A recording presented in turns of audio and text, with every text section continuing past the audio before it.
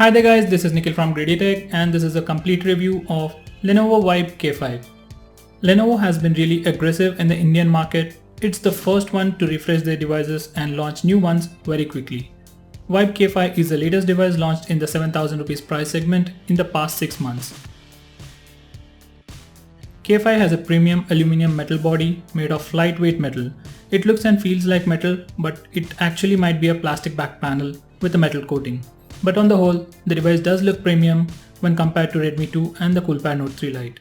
The back panel is removable and underneath it, we have our removable battery, 2 micro SIM card slots and a dedicated SD card slot. On the right we have the power and volume rockers. On the top we have the USB charging port and the 3.5mm audio jack. On the back we have the camera at the top and at the bottom we have the 2 high quality stereo speakers with Dolby Atmos technology. There isn't anything particularly bad about the design or the build. This is probably the only device you can buy under 7000 rupees in gold color if you're looking for it.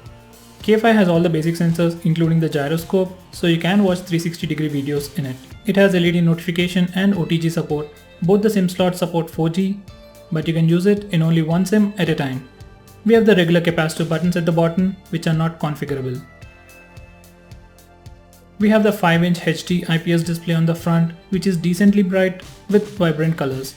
Like with other devices running Vibe UI, we get the option to tweak the display settings. We don't have any screen gestures like double tap to wake, and that's the only thing I miss on this device in terms of display. On the whole, a pretty good display. K5 comes with 13 megapixel camera with autofocus on the rear and a 5 megapixel camera on the front.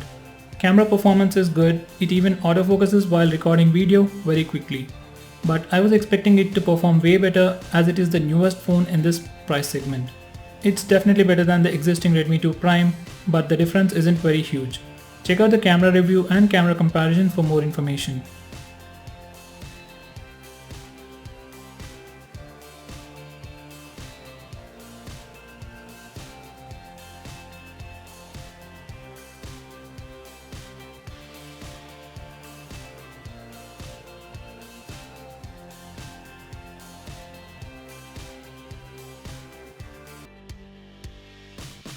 K5 sports the latest budget processor, Snapdragon 415, which is an octa-core processor with Adreno 405 GPU, 2GB of RAM, 16GB of internal storage with SD card support up to 32GB. These are the benchmark scores and it definitely performs better than other phones like Coolpad Note 3 Lite and the Redmi 2 Prime, which are its primary competitors in the Indian market for now. Benchmark scores aside, the actual performance wasn't all that smooth. Redmi and Coolpad had much better transitions and fluid animations while using the phone. This might be due to some software issues which can be fixed with a future update. Gaming experience was pretty good too.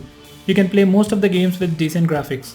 Phone does get hot while gaming, but it's manageable, nothing to be worried about. For more information on it, watch my gaming review on Vibe K5.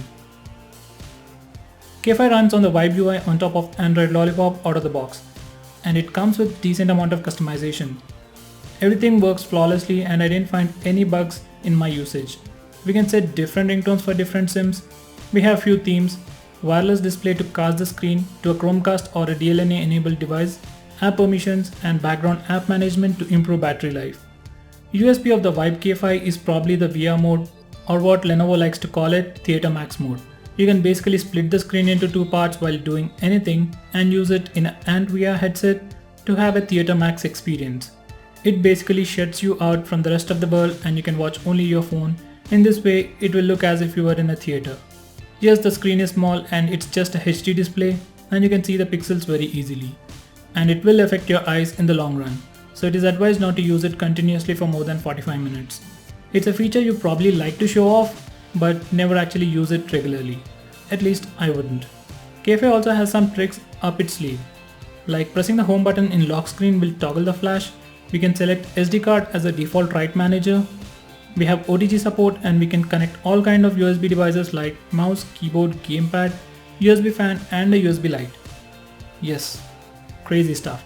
You can watch other videos we made on the K5 to know more about the software features and what it's capable of. Lenovo is already working on the Android Marshmallow update for the Vibe K5 and much more to come in the software department. The dual speakers on the back with Dolby Atmos enhancement are loud and sound amazing. We also have small bumps on the rear to improve the audio experience when placed on flat surfaces. It has pretty good amp, so audio quality via the 3.5mm audio jack is pretty good too. It's simply the best phone for the best audio experience in this price segment. K5 is powered by a decently large 2750 mAh battery, and when you couple it with a small HD screen and a decent processor, you are bound to get pretty good battery life. I got about 3 to 4 hours of screen on time, and it lasted me a day from morning 8 to night 9 with some juice left to spare. With Android Marshmallow update, battery life will further improve. Lenovo definitely has an edge in acquiring the market share under the 7000 rupees price segment, but I think they made a hasty decision. They should have taken their time to improve the software experience and come up with a better camera. Even though CoolPad is offering 3GB of RAM and a fingerprint scanner, Lenovo failed to give us the same at the same price. Instead, they choose to woo the customers with a better audio experience. K5 is definitely the best phone in terms of performance, but when it comes to additional hardware like the fingerprint scanner, it is behind CoolPad. If I was to buy a phone, I would buy the CoolPad Note 3 Lite because of the additional RAM and the fingerprint scanner. The additional RAM will definitely compensate for the performance, and the fingerprint scanner will make my device more secure. If you're a normal user and don't mind the lack of the fingerprint scanner and watch a lot of videos, then this phone will be perfect choice for you. If you want my suggestion, if you're in a hurry to buy a phone, then you can definitely consider the K5, but if you can wait a month or two, then I would definitely suggest you to do that until Xiaomi or the CoolPad releases their new phones in this price range. So that's pretty much it for this video, guys. I hope you found this video to be helpful. If you do, hit that like button and stay tuned to us by subscribing to our channel. I'll catch up with you in my next video. Until then, have a nice day.